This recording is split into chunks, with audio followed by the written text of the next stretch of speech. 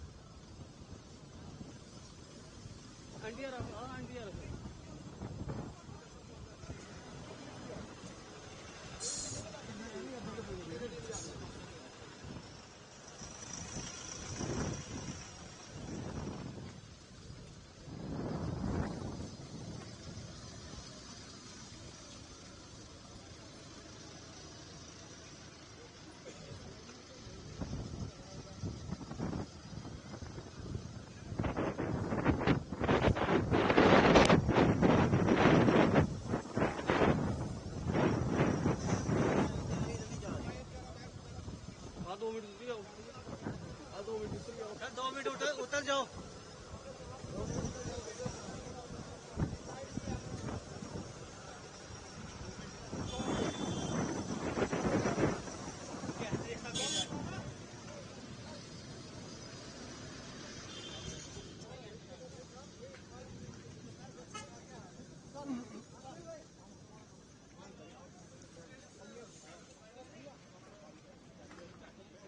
चलो फिर बंद करा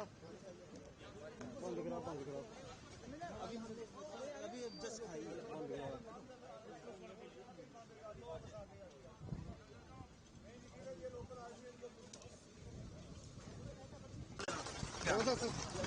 अभी जो ये रामबन में देखिए, रामबन खाली रामबन नहीं, ये तो हम रामबन में पहुंचे हैं।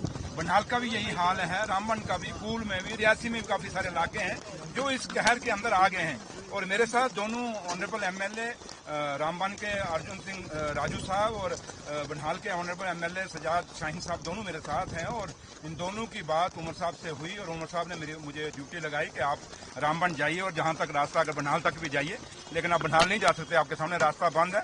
लेकिन मैं एक ही कहूंगा लोगों को, ये आपके इस चैनल के माध्यम से यही कहना चाहूंगा कि लोगों को पैनिक होने की जरूरत नहीं है। अगर डिप्टी चीफ मिनिस्टर यहाँ पे पहुंचा है ऑनरेबल सीएम साहब के कहने में, तो इसका मतलब यही है कि सरकार बहुत सीरियस है। इस दुख की घड़ी में सरकार इनके साथ है और इनको अकेला नहीं छोड़ेंगे। और जो भी नुकसान हुआ है उस नुकसान का भी, क्योंकि अभी बड़ा छोटा, अभी छोटे छोटे मैसेज आ रहे हैं, कभी धर्मकुंड में हो गया, शहरी में हो गया, अलग अलग आ रहे हैं, डीसी साहब भी इलाके में हैं। अब ये बात हमने जम्मू जाके सीएम साहब से बताऊंगा। और जहां तक नेशनल हाईवे अथॉरिटी का है, इनके आरओ को मैं कल ही बुलाऊंगा। अगर उनकी कहीं कोताही है तो बख्शा नहीं जाएगा। लेकिन एक चीज जरूर कहेंगे कि आपके इस माध्यम से कि लोगों को हम कहना चाहेंगे कि आप अकेले नहीं, हम आपके साथ हैं और जो भी सरकार से बनेगा सरकार पूरी मदद करेगी। सर, इतने ओले हो रहे हैं, बारिश इतनी लगातार हो रही है, तो रेस्क्यू ऑपरेशन में कितनी दिक्कत आ रही है? वो रेस्क्यू ऑपरेशन तो काफी दिक्कत आ रही है। आपके सामने देखो, मैं खड़ा नहीं हो सका यहाँ 2 मिनट के लिए, तो लिहाजा, लेकिन फिर भी हमारे लोग कोशिश कर रहे हैं। एडमिनिस्ट्रेशन पूरी जुटी हुई है और इस दुख की घड़ी में पूरी एडमिनिस्ट्रेशन भी सपोर्ट कर रही है और सरकार भी, हम दोनों मिलकर, और ऑनरेबल एमएलए भी जो हैं यहाँ इलाकों में अपने लोगों के साथ खड़े हैं। सर, डेथ टोल कितना, कहाँ तक पहुँचा है? अभी तक तो हमें तीन का ही है। तो बड़ा अफसोस है कि वो 3 लोग जाने गई हैं और कई लोगों की बकरियां, हमारे जो गुजर बकरवाल हैं, उन बेचारों की बकरियां भी मारी गई हैं। बड़ा दुख है, अफसोस है। लेकिन अब जहां तक ताल्लुक है कि उनको हम जो भी है सपोर्ट करेंगे, जो भी मुआवजा होगा वो देंगे। लेकिन इन मुआवजों से कुछ बनने वाला नहीं, क्यों कि लोगों के नुकसान बहुत ज्यादा हैं। लेकिन फिर भी हमारी कोशिश ये रहेगी सरकार की कि हम इनके साथ रहें। खाने के लिए मैंने एडीसी साहब को कह दिया कि लोग जो ड्राइवर जो रास्ते में फंसे हुए हैं, इनके खाने का बंदोबस्त करें और जो भी सुविधा इन लोगों को चाहिए इसमें फर्स्ट एड में, तो वो उनको पूरी मुहैया कराएंगे। Thank you. फौरी तौर पर कुछ मैंने कहा ना, कर रहे हैं। चलिए, थैंक यू। बाइटर वाले से देखो का चिपकने वास्ते थोड़ी बोले। हाँ, बाइटर वाले जो बोले टमाटर के लिए थोड़ा बोला।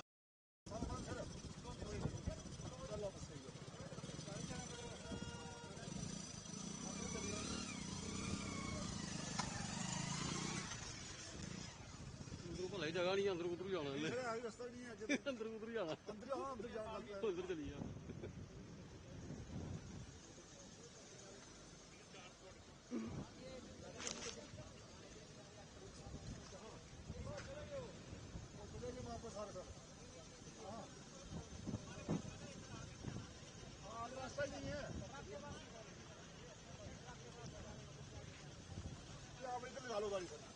आगे नहीं भाषा भी आगे थी और वहाँ से जाकर जहाँ भाषा बोलते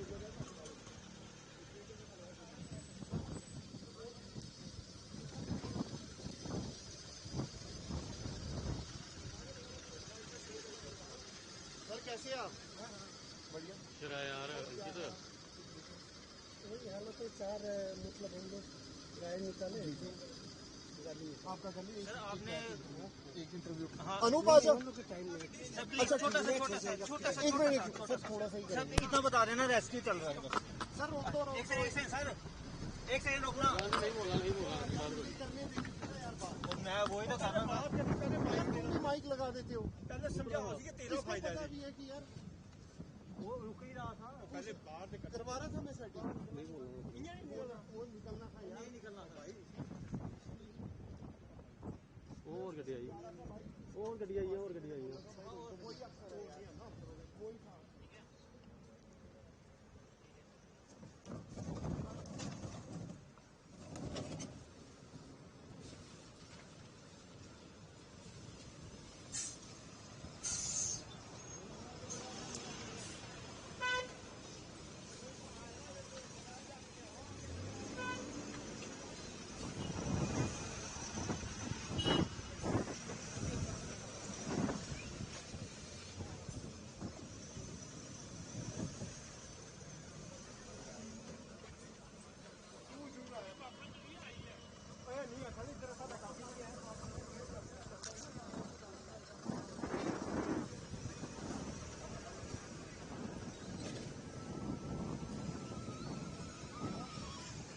हेलो